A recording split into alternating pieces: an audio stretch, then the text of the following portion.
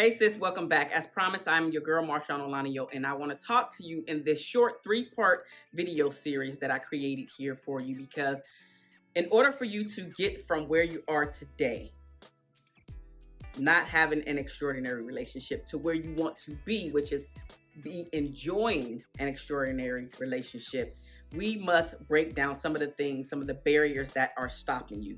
Now, I want to go a little bit deeper into some of the things that I spoke about in the PDF, as well as some of the things that I did not speak about in the PDF. And the reason why that is because you can only get so much meat from a PDF, right? But I really want to take a short yet extensive deeper dive into why you have yet to create an extraordinary relationship. Now, inside of the previous video, I really talked about you not knowing who you are. So let's talk about that. And it was also mentioned in the PDF as well, right? So now let's talk about what the cost is of you not knowing who you are and why that is stopping you from creating an extraordinary relationship. So the first way that this is hindering you from creating an extraordinary relationship, sis, is because you literally just don't know who you are. Like what a version of you is showing up in front of your partner or your spouse. And when you don't have a clear vision of who you are, we have a tendency to go along with everybody else's flow. Here's the thing that I've noticed with my clients, though, who are very successful women, right? I've noticed that on the outside, we have these beautiful lives on the outside. Career, money, car, house or houses, business or businesses. We have all of these things in place. Look beautiful. Your friends and family maybe even envy you for the life that you are living.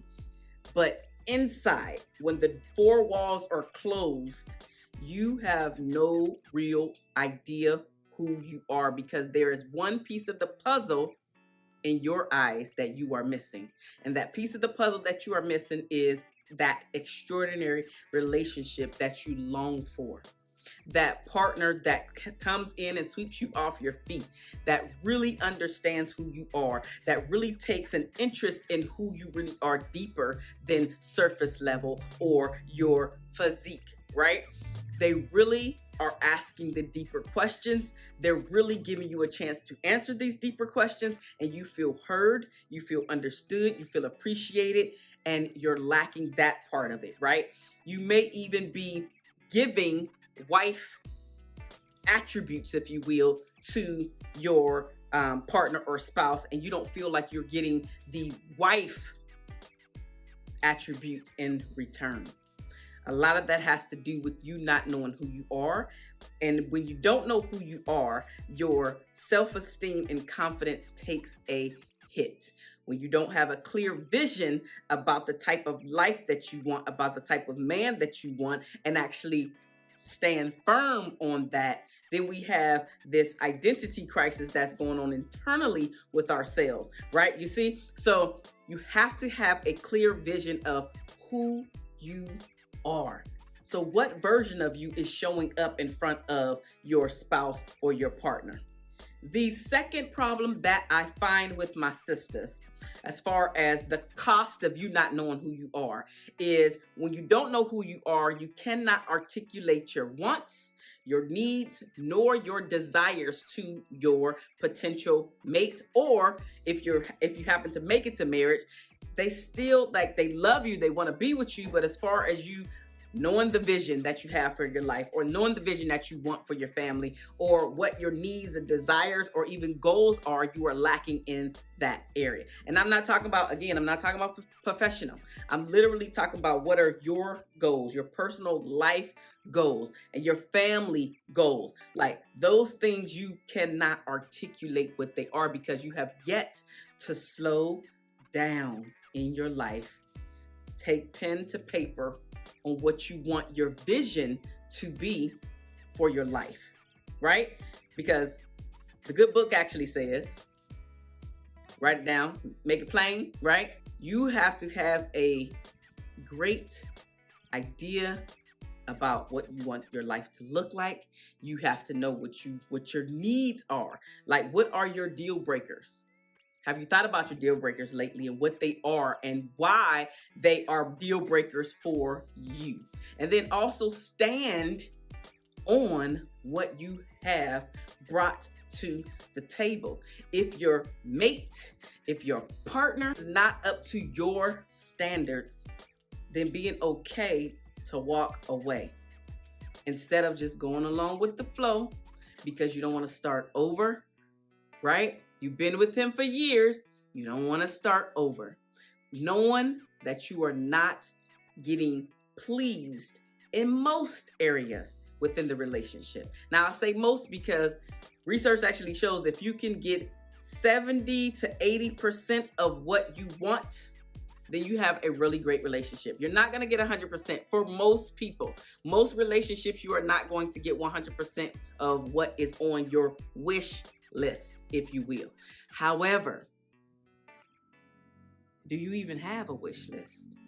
And is your wish list something that you should be leaning on? Now, why do I say that? Because a lot of times when I'm working with my clients, their wish list is very superficial.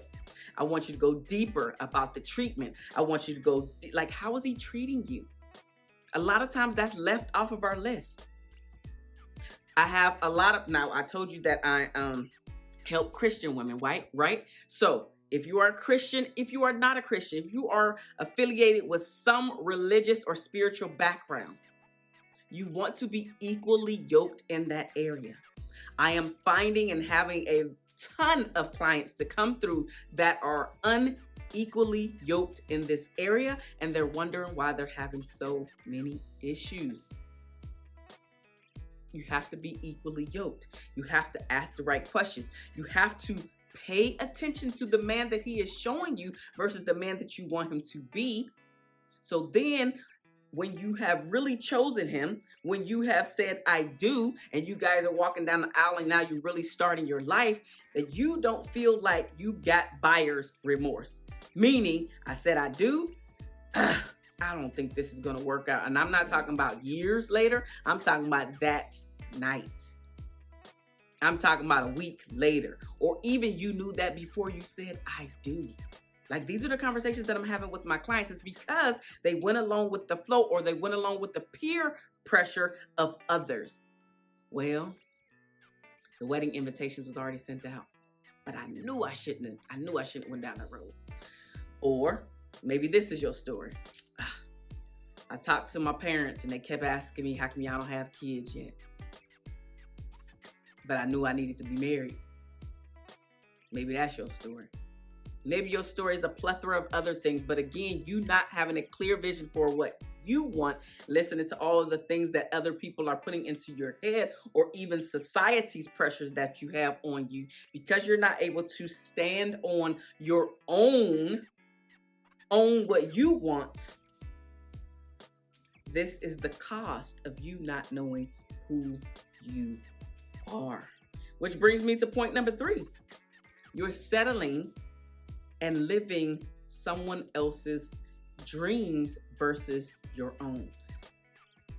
Like, have you ever stayed in a relationship or chosen a career path that was not your own? You chose it because your parents wanted you to go that route versus you choosing it. And then after you completed all of that schooling,